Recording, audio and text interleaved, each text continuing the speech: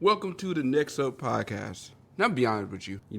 Today I had no plans of doing the show and still kind of really on that mindset. Leading up to this week, I normally have like some topics I want to go over, a note set up and everything. But, really as kind of the week was progressing, with me working a lot of overtime, holidays coming up and just a lot of things getting in the way. On top of that, me not really knowing exactly the direction I wanted to go with a couple of topics I'm working on. I really just said, for today, I'm not going to do a show. I'm going to just, relax, kind of step back for a little bit, look at some things and, regroup and do the show next week. But just as I was going through the day, it's like, well, maybe today may be a good idea to kind of take a break since as far as all of the tech topics are concerned, there's nothing really breaking out there.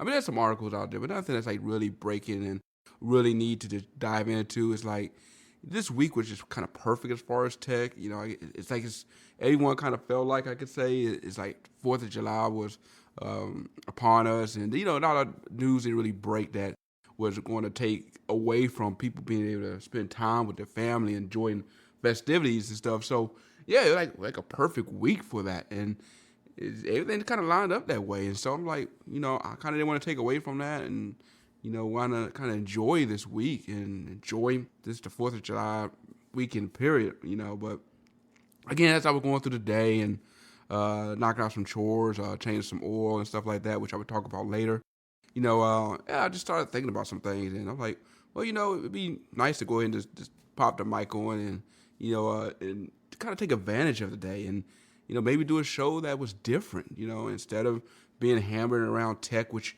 normally this show is about, is just, using this show to really just talk about me, kind of an idea of how I got here and, use it more of a way to give you guys kind of an insider of, what got neXup started, about me. So I'm going to get started a little bit talking about me and, as far as tech in my life, early on, I really was not the tech guru, and you hear about it a lot of times in the intros when I do my show, how I talk about how at first when I got into tech, I was kind of new to it and slow to it. And that's really legit. Growing up, my brother was considered a tech guy.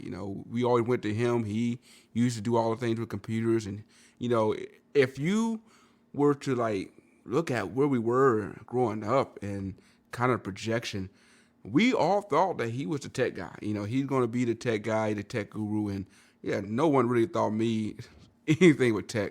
And it wasn't the fact that I just didn't know it. It's just that wasn't anything I gravitated to. And, my passion really was aviation. And I actually got the opportunity to fulfill that passion. My 9-to-5 job, and I say 9 to 5, but it's really more of a, like a 12-hour shift. Is in aviation. I'm an aircraft mechanic. I grew up wanting to work around airplanes, fly airplanes. I started out actually flying. And eventually as I progressed into it, I just didn't have the money to continue flying. And, my parents, which I thank God for, at the time wouldn't allow me to go into debt. They wouldn't co-sign on this expensive loan for me to go to flight school. And, at the time I was angry about that, forever. Like, this is my dream and you guys ain't helping me, But at the same time, what I was going through, I kind of understood too. I was growing up in Tennessee, we had, the Dave Ramsey show that always came on the local radio station. So, I got a chance to hear that and, even hear his, ideas about how you shouldn't be going in debt as far as college. Now, at the time hearing that, growing up, I'm like, man, this guy just don't really get it. You don't understand what it's like to have a dream and, you kind of, need the money to get there. And being young, I was thinking that, man, you hear the dreams that being a pilot and all this money you're going to make, and you don't realize the realities of what's actually going on.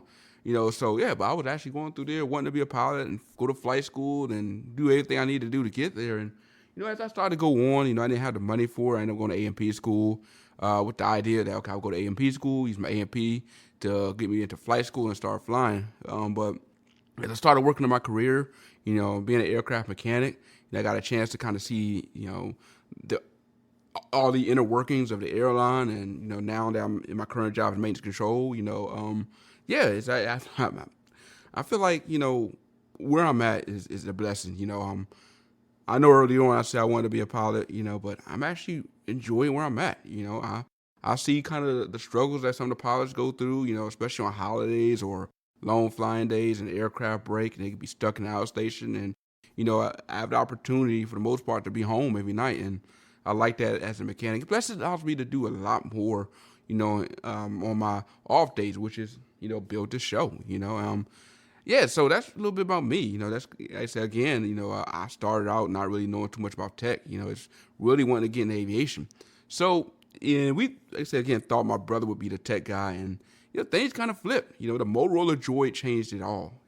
So right before I got my Motorola Droid, I had an iPhone 3GS, and I actually liked it. It did everything I wanted to do, and I was satisfied when I bought it. I bought it through AT&T, and everything was going fine. In fact, when I picked it up, I was actually, young in aviation, just got started. My same company I'm at, but in my first station or maintenance base, and I was in a hangar, and I would just pop in my iPhone 3GS. You could pop it into, and that's one of the things we talk about. One of the things that was awesome about iPhones and early on, people saying what set Apple apart from everyone else is the simple fact that you had so many accessories that were built around it. And one of the things I bought was like this boombox you have, and it had like a flip open tray, and you could slide your iPhone in there and close it up, and while it's in there, it's charging your iPhone, and you can listen to like music and shows and everything like that. And so what I used it for was the NFL Sunday Ticket. During the fall, I'm a big football fan. I can pop that in, have it plugged into outlet in the hangar. Playing the local football game, or me being a 49er fan, I was able to play my Niners and just listen to it while working on the airplane, whether it be doing some seat tracks for those in aviation. I'm talking about you done heavy checks, seat tracks, tearing apart the airplane, or whatever things we were doing, just to have that and have that in the background. It was awesome. So, yeah, I had that going every week. And one day, just, I kept noticing it just started stopping for nowhere. And I'm trying to figure out what's going on, and then you look at it, I had no bars, and I'm trying to figure out what's going on. And it turned out it was something going on with the iPhone, where just out of nowhere, just no bars, nothing. And, I realized it was something that was internal issue with the iPhone. So I went to AT&T, say, look, there's a problem with my iPhone. I just bought the thing. I didn't even have it a month yet. You can tell, it's in good condition. I keep it in the case. Yeah, it's just not working. Can I go ahead and exchange it? And, at the time, AT&T had to deal with Apple, and where Apple handled all of their, the repairs. So if you had an issue with an iPhone, you had to go straight to Apple. AT&T can only just tell you, okay, call this number or go to Apple, and they handle everything. Now, being used to having other phones, like normally when you go to the store, if you have a problem with a phone, you're paying that money for a contract. Your phone have an issue, you just hand the guy your phone, they give you another one, you keep it moving. And I was put off, honestly. They say, hey, you got to call Apple. And so I called up Apple, and they're like, look, man, yeah, you can exchange your phone, but, either you can allow us to put a $600 hold on your credit card while we swap phones out, or you can wait for us to ship you a new one after we get your old one. And I'm sitting there thinking, so I just bought this phone. I'm paying this kind of money with AT&T, and I'm having to go how long or go through all this over exchanging the phone when the fault of the phone having an issue is not my fault. This is an issue with the phone itself. So I was like, no, I'm not kind of feeling that right now. And, I went to AT&T, I'm like, look, dude, I came to you and bought the phone from you guys, and now it's not working. So you guys deal with Apple, give me a phone, let me keep it moving. I'm paying you. I'm not paying Apple. Make it happen. And yeah, when that didn't happen, when AT&T, the rep like, look, there ain't nothing I can do, bro. You got to go through Apple. I'm like, all right, tell you what, if you guys can't make this happen, I'm rolling out. I'm going over to another carrier. And I don't know. They were like, well, we don't believe you. Either way, I ended up saying, okay, give me the early termination fee. And I remember paid for the early termination fee, got out, and went to Verizon. And at the time when I went over to Verizon, it was right when the Droid just released. I want to say it may have been out maybe a week or two.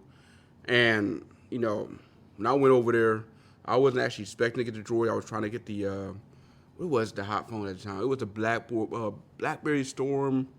Is it a Storm? It wasn't a Storm.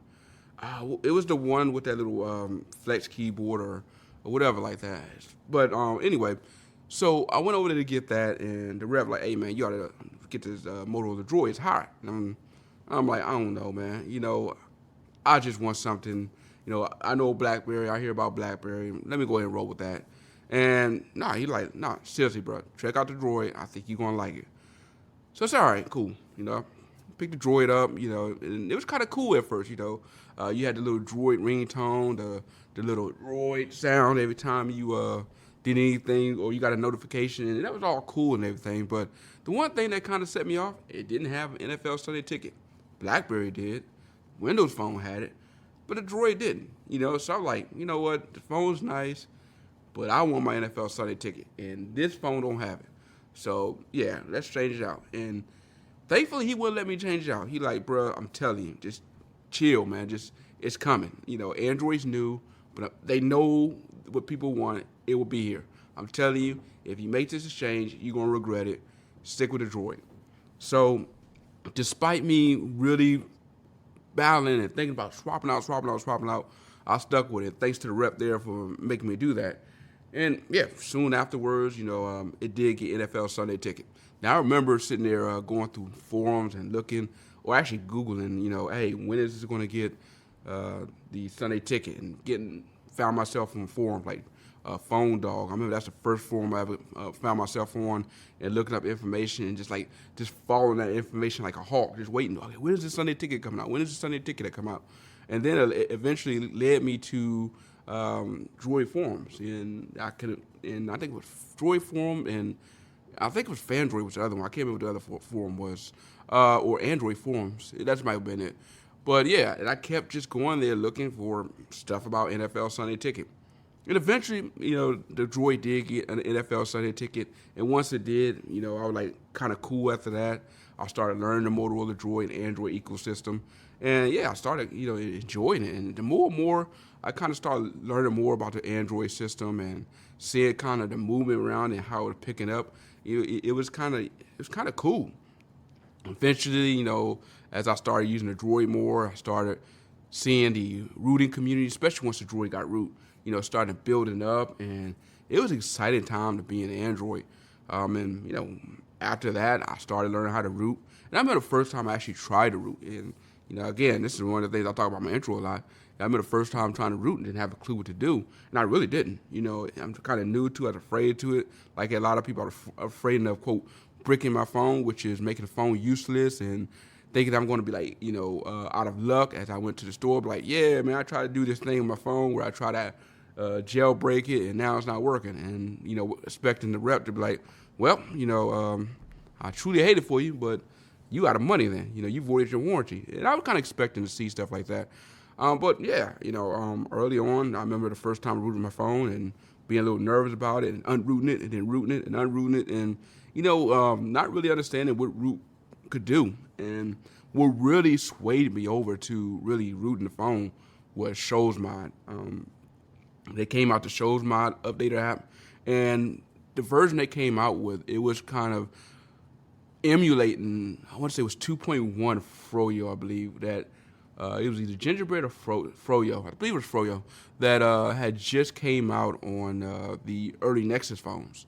The first Nexus phone, the Nexus 1, and it was kind of bringing a similar software to there. And people were jumping on board with that. It brought a new notification shade. It kind of allows you to theme it. And by theme, for those new to theming, basically all it is, it gave you a way to change up the look of your phone. Everything from the colors to the notification bar colors and all that stuff. And the hot thing then was smoke glass theme or smoke glass notification theme. So, yeah, I put that software on there. And the simple fact of how easy it was, the fact that all you had to do was download the app, click on root my phone or something like that, and click on what ROMs you wanted. Then it took you to another screen, and you can add on what you wanted and take off what you didn't. And it was just so cool, just how simple it was. And yet it made you feel like, man, I did some boss with this phone, man. And so now you got this going on, and after that, we started getting into the fact that you can now use an app called Set CPU, and that would allow you to change the clock speed of your phone. Because when the Motorola Droid came out, it was actually underclocked at 550 megahertz, and it was actually meant to run a little bit faster. So yeah, people overclocking their phone to speeds that were similar to that of the iPhone or more than an iPhone. And man, we were having so much fun with that. Yeah, and I remember being kind of early to it, and when I first got into it, you had like a group of people, who I guess felt elite. Like, yeah, I could root my phone, bro. So, I guess they made them feel kind of empowered, like if they were as root, they were like on the top upper class of the, they were on top of the Droid totem pole. Like, yeah, man, if you not up here with me, man, you ain't figured out how to root your phone. You kind of peasants, man. Don't bother me, And you almost kind of had that kind of mindset. As you'll have someone that you'll try to ask, hey, man, what you do? Can you help me with this? I'm having a problem with this. And you'll get this, you should read this. Or if you want to take the time to read, you don't need to be doing it. If you don't know what you're doing, you shouldn't be rooted. It kind of had that kind of attitude. And I'm like, man, dog, you kind of being a little, petty over you being able to root a phone. I mean, it's kind of cool. I'm glad you were able to do it. But, it'd be nice if you, just kind of shed some light. Some people just kind of have some questions. They just want to know what's up. And you kind of being a little bit rude right now with it. Yeah, and there are a lot of people kind of being that way in the community. You kind of had that mindset. And, I always said that, man, if I could learn this, I would want to teach some people how to do it. And, yeah, on a day that Shows Mod became Droid Mod, and they dropped their app, and, more people started doing it. And I was like, okay, yeah, I figured out how to do it. Anybody got questions, I'll answer the question the best I can. And I started answering questions. And eventually that led to I want to say a couple weeks later after that, a discussion about maybe we should have like a tech forum, or not tech forum, but like a tech group that's designed to help people, because there was a lot of questions, a lot of people who had issues with their phones, man, because they were trying to root and they were getting stuck, and they really just needed someone to kind of walk them through it. It'd be nice to have like a little tech group on the forum to kind of help them out. And I'm like, yeah, I'm down with it. And so a couple of people, at first it went from being a forum discussion, and before you know it, it became an actual group, with a membership and all that junk, part of the Droid Forum. They ended up calling it the Rescue Squad. And I cannot remember why we came up with that name, but that's what it became. And the main purpose was because, yeah, we pretty much wanted to help other people who were having that problem. And one of the main rules we had was, yeah, don't be rude to people, and that was the main set, to help someone who's struggling with their phone and not being rude to them. And, take the time and being patient with them, help them work out through this issue they're having. And that was the whole purpose of the group. And yeah, that's kind of how that evolved and how that became about. And yeah, I remember being a part of it, and I'm like, this is something that, my passion, because I know what it's like to, again, struggle with it. And I want to help someone else with that. Now, as Android continued to evolve, and we didn't need the Rescue Squad too much anymore as far as routing, we started seeing more phones become capable. I mean, you're talking about phones like the Evo and stuff like that. I mean, you started to see phones getting larger. As far as using something like Set CPU, didn't need it anymore because it was coming with processors that were more than capable. As we started to see phones and software get better and better, yeah, really, ROMs and stuff started to die. In fact, I would go to say that, as far as the ROM community, once the Droid have, evolved from that, I would say it sort of killed I ain't gonna say killed all of the ROM community, but the excitement around it. I mean, there was this big excitement around it. And yeah, once we left the Droid, I think that sort of died down. That's when it started to kind of slow down from its, this peak. And, I think it was a mixture of two things. One, the manufacturers kind of stepped in and made it harder to root. After the Motorola Droid, you had the Droid X and a Droid 2. And once they locked that bootloader, man, it made it impossible to really root it the way you wanted to. Eventually, they did find root for it. I remember the day they announced, we finally got root for the Droid X and Droid 2. In fact, what show? I was actually watching a movie when that broke. It was it Predators? Predators, I think it was Predators, and it just came out to either HBO or something like that. And I've been watching it, and that's when it broke. And I remember going there, and I had the Droid 2 and trying to figure, root it and all that stuff. And it was cool to get it rooted and seeing what ROMs came out for. But really, at the end of the day, the ROMs for the Droid 2 was nowhere, I ain't gonna say nowhere near, but it didn't quite have the same pop excitement as you did the Droid X. Oh, I'm not the Droid X, I'm sorry, as a Motorola Droid. And yeah, it just like, all right, there goes. We started seeing, the kind of the ROM community kind of die down a little more and more. Now, when the Galaxy Nexus came out, it tried to pick back up, especially when you see other phones come out, and it still kind of had its area as you started to see more of the Kang ROMs and more of the ROMs that allowed you to get yourself free of bloat and all that. So you still always had the community there. It just kind of changed from being this big excitement where everybody would rush into it to where it kind of progressed to, all right, those that were truly serious and want to stick with it, stay with it, and those that didn't, was okay moving on. And as phones continue to evolve over and over and over again, I mean, not over and over again, but continue to evolve more and more and more, and over the years, the more and more people or less people, I'll say, started rooting. I remember for myself, I kept saying I would never buy a phone that was unable to be rooted, that didn't have a unlockable bootloader. I mean, I made that claim every year. It don't have a lockable bootloader, I'm not buying a phone. And that was kind of how I really progressed with that. And eventually, before I know it, I end up end up not unlocking the bootloader on my phone. I believe the last bootloader I didn't unlock was the Galaxy Nexus. At that point, I was like, you know what? Not the Galaxy Nexus, that's incorrect. The Nexus 6P. Once I got the Nexus 6P, I'm like, I really don't need to unlock the bootloader anymore. I didn't feel the need to. The software was where I wanted to be. As far as ROMs, there was nothing that rooting could offer me that was more than what I was getting straight from Google. And I was okay with that, and that's what eventually got me away from it.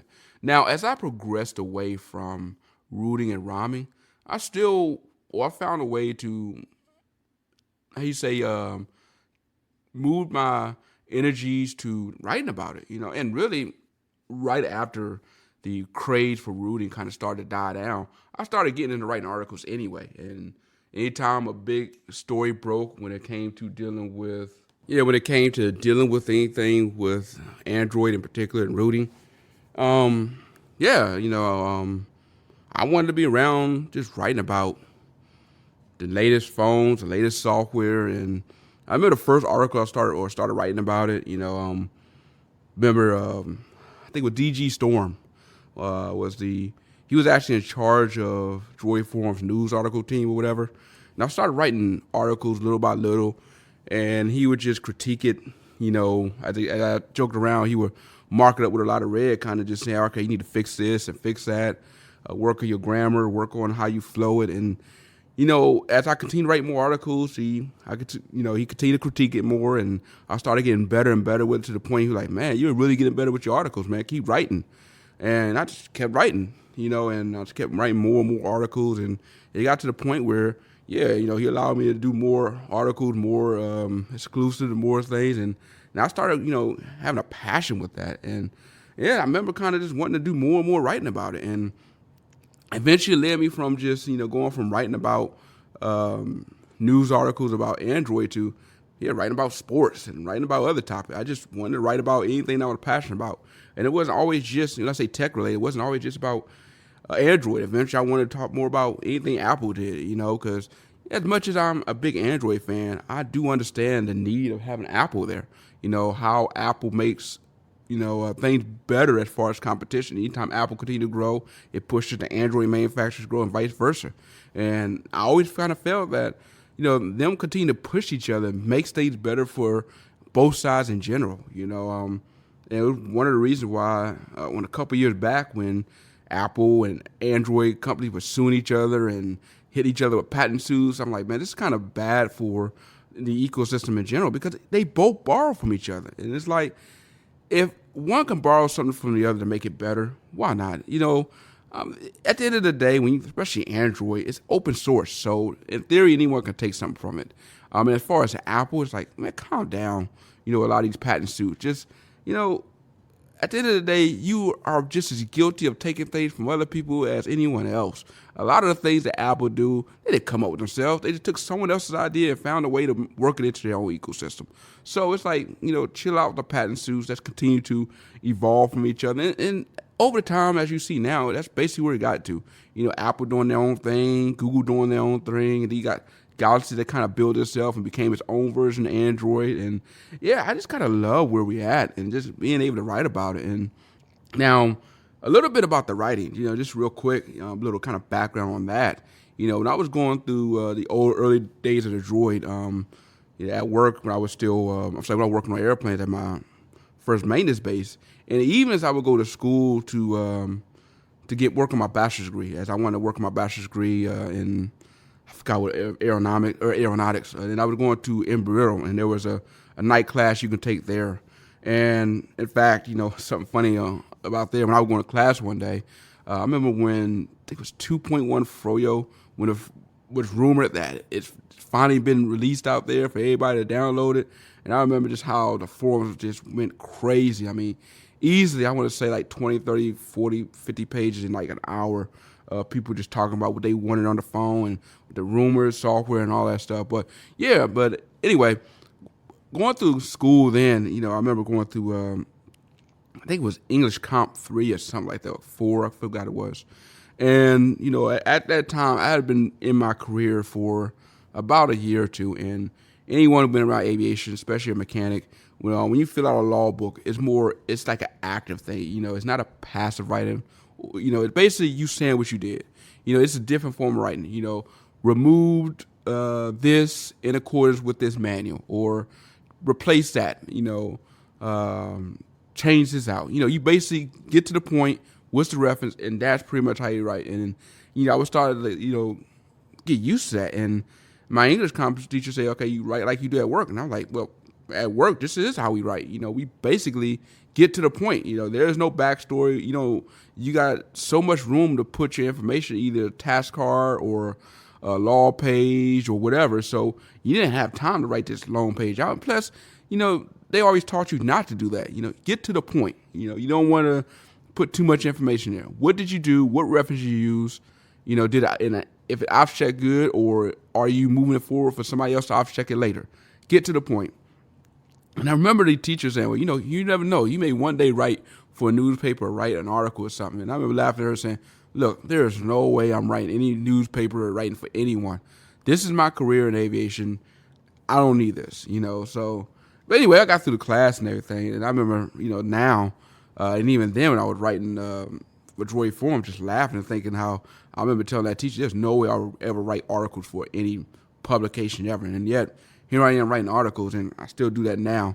But yeah, that's kind of how it got me into writing articles and all that stuff. And eventually, I started experimenting with podcasting. Now, the early podcast days, it wasn't what we have with the neXup now.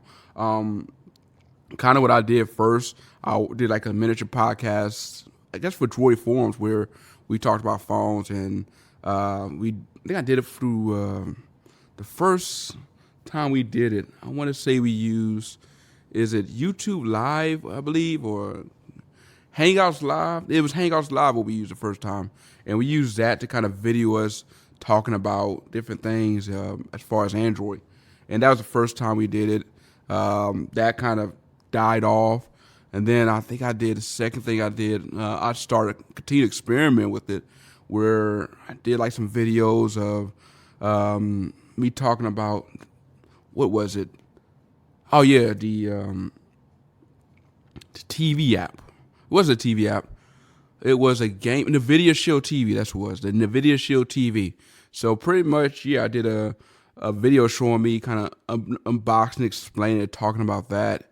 And I remember a publication using that for his YouTube channel, which I gave him permission for. And I'm like, maybe I might have something to kind of play with that. And then, after that, I did the Knuckleheads Talking Tech with Drone Wolf Media, who, currently have his business going on where he fly drones. We were doing that for a while. And, And this is kind of early on, and every time I've done something like that, I continue to learn and I continue to enjoy it, and that's what led me to this. And now, a lot of you would probably notice that a lot of my publications I put up is pretty much audio only.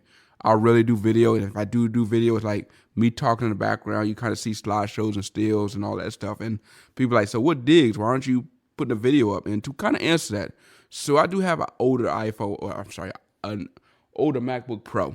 And, when I go try to do videos, it do take a lot more time to kind of process it. Now, I have watched some YouTube videos saying that you can pretty much change that by, there are ways to get around that, having an older MacBook Pro. Now, either way, it was still taking time. And I felt like, well, with video, honestly, do I really want to give up the time that it would take to make a video versus audio?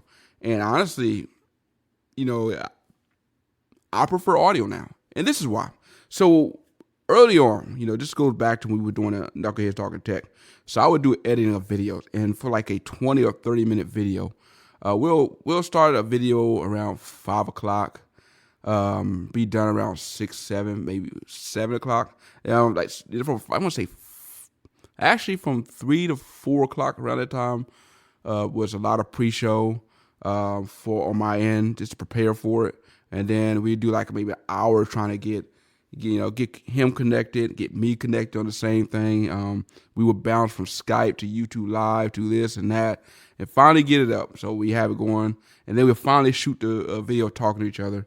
And then going back and trying to post edit that. It literally took me for like a 40-minute show. I get done around 8, 9 o'clock.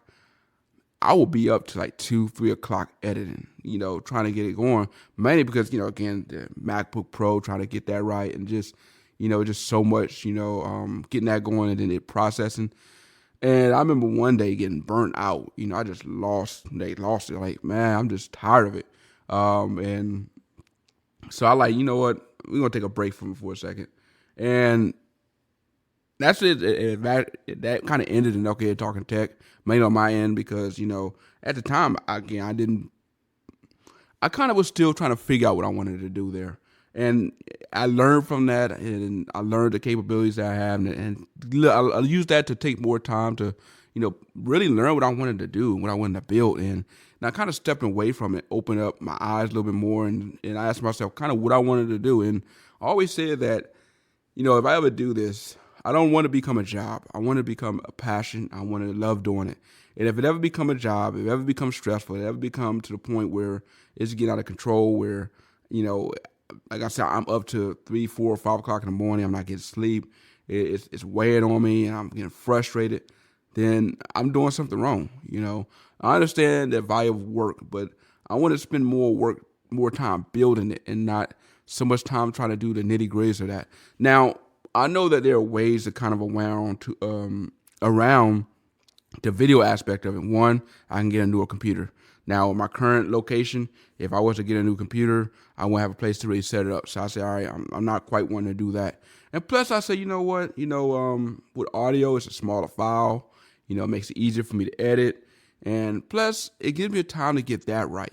Because like, as I've been looking around and studying and continue to dig into it, as people say, look, if you get the audio right, the video, it can come later. You can kind of adjust later. And plus now, I know for myself, even the podcast I listen to, a lot of times I actually prefer the audio anyway, because I always, like to listen to it on the go. It's rare that I sit there and watch a podcast on the whole video or TV or whatever. I actually, either listen to one way or another, even if it is something like a podcast where I'm going to consume the media on a treadmill or something. Even if it's a video, I prefer to turn the phone off and just listen to the audio. So I know for myself, I prefer audio. I know a lot of people that listen to podcasts talk about they prefer audio. So I'm like, you know what? I prefer audio too, and I'm more comfortable with it. I'm able to just plug it in and go. I'm not have to worry about the lighting, this, all this other stuff. I do not have to worry about. And for me, I felt like it's a weight lifted, and kind of where I'm at now with building this. I'm doing this, like I said, a lot for fun. I enjoy doing it. This is not a career, and I'm glad it's not a career. I'm glad that it's something that I can use to learn. And I have been learning from this whole year, kind of progressing. And You know, I know right now this podcast don't have the numbers that I would like to have right now, but at the way I'm kind of glad that it's progressing at the rate that it needs to progress. And it's allowing me to learn, it's allowing me to make the mistakes, it allowing me to get better. And I don't quite have to feel like tightness or feel like, there's this demand that I must get better at this point, like there's this strange. Like I'm able to grow and gravitate more and more. And I like kind of having the ability to have my freedom with creativity, if this week I don't feel like talking about tech, I want to do something different, I have that freedom and I enjoy that, as well as continue to learn. I remember when I first kind of picked up Photoshopping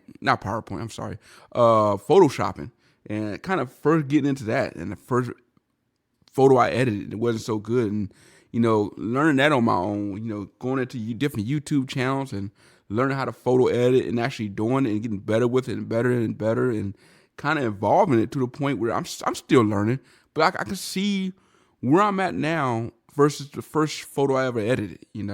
Something to talk about is, I actually edited a photo and gave it to someone that they wanted to make a little button for work, and to see one of the first or now comment on it. This is the first time I ever seen something that I edited as far as a photo or something I created become a button. And that's kind of cool. And yeah, that's kind of how I got into this, and I really enjoy this. As far as my setup, I still got my MacBook Pro. I had just picked up, I guess, a Focusrite media outlet or whatever for plugging in a mic that's kind of plugged into my MacBook Pro, and it's kind of feeding into GarageBand. That's kind of how I do my audio podcast. When I'm done, I go through Final Cut Pro and kind of edit it out. In fact, I know some things I'm going to have to edit on this one. Doing this entire video, I had to kind of adjust my mic a couple of times to try to get into a more comfortable position. In fact, you may hear that later on, as early on it may sound a little quieter, and then towards the middle it gets a little bit louder because I just adjusted my mic to the right angle.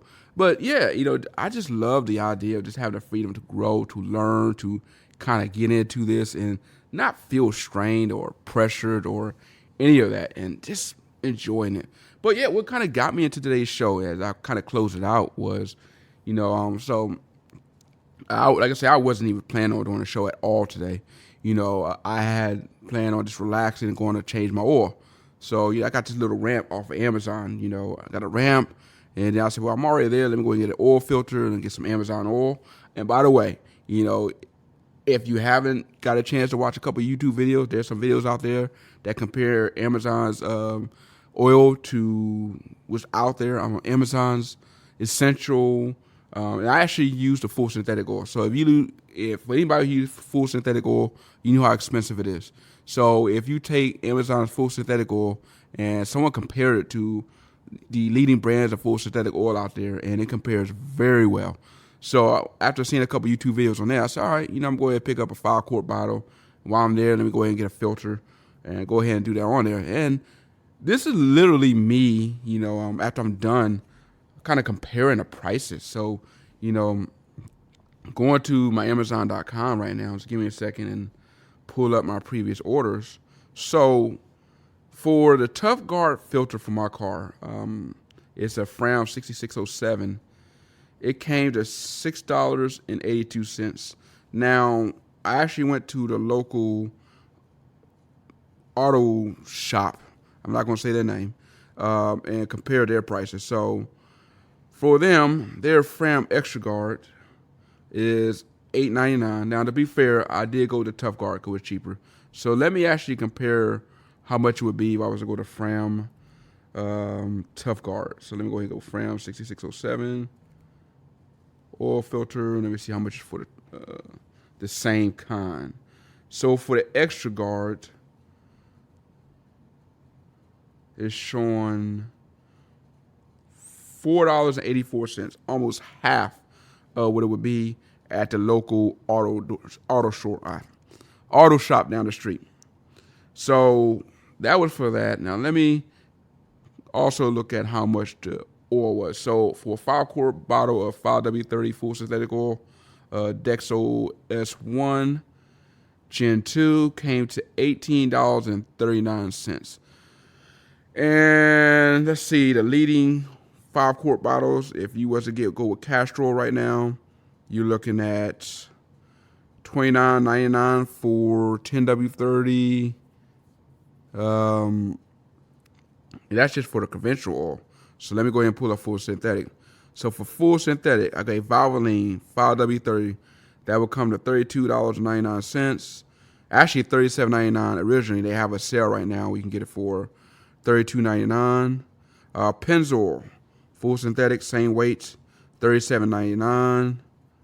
So on average, you're spending up to around $30 to $40 for a 5-quart bottle, and you get that same 5-quart bottle, half of that, if you go to Amazon base for $18.39.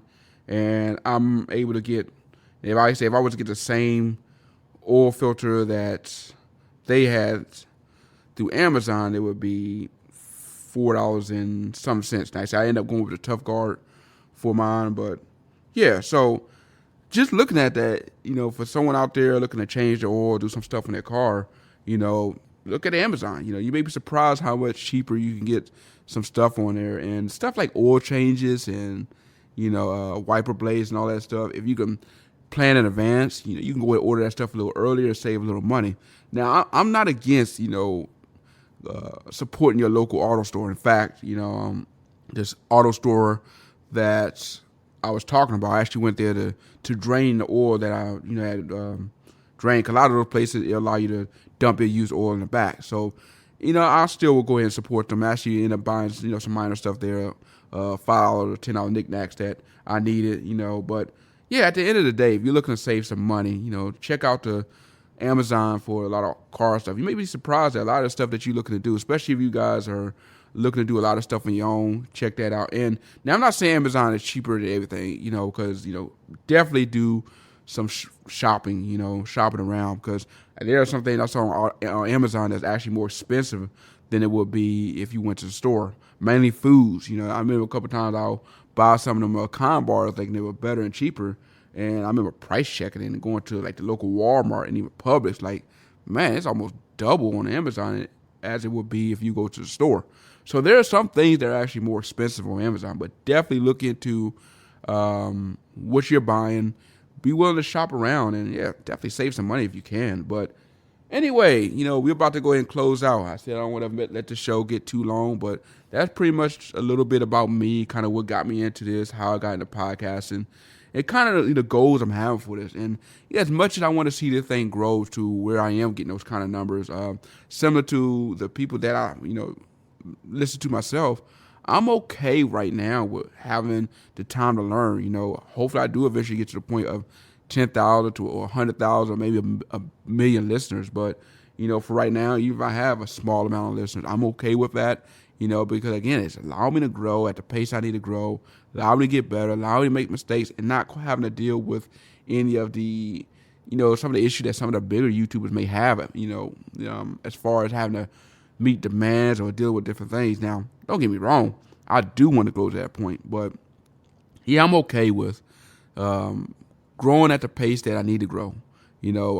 So when I do get to the point of those numbers, not only did I earn it, but I'm prepared to handle that. So yeah, again, thank you for tuning in. Hopefully you guys had an awesome 4th of July. You have a great weekend, and I know this particular show is, it's different. I didn't really talk so much about tech. It's more about me, but, yeah, in the coming weeks, I'll get back to what this show really about, which is talking about tech, talking about sports, and all. Well, actually, I don't talk about sports here. Talking about tech, talking about some cord cutting and what's going on. Oh, lastly, I can't say it lastly. Real quick, no spoiler review of Spider-Man Homecoming. No, it was a Homecoming. It was Far From Home. I actually like the movie. I'm pretty sure a lot of you guys by now, if you haven't seen it, you've probably seen reviews on it. As far as the movie to see after Endgame, I thought it was it was different. Endgame was such a big movie, like a big weighted blockbuster. This kind of brought it back down to like just a normal, a movie kind of getting things back started again, like a nice transition to a new phase. Like I said, I like the movie. I like kind of where they went with it. Definitely stay behind for the 2 end credit scenes. You got to see it. It really progresses the story and it really explains a lot, especially the first one. The second one, it's all right. I mean, I kind of know where they're going there.